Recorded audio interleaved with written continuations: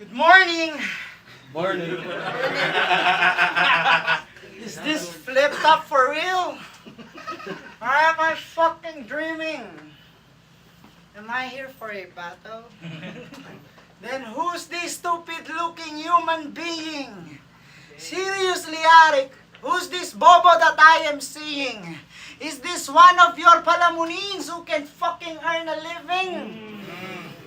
So you're already accepting low-quality MCs like him? Then literally speaking, your standards for recruiting masyado nang bumaba yung ceiling.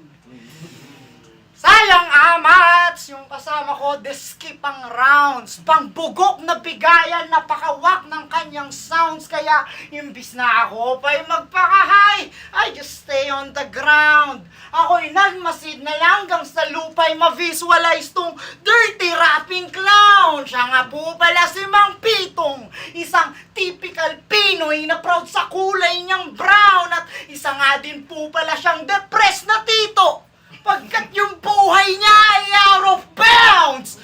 Kaya warap, Tito Sad Boy. Tulad ni Deo, hindi mo ako makikengko. And just like Sir Deo, itong battle hindi mo rin may enjoy.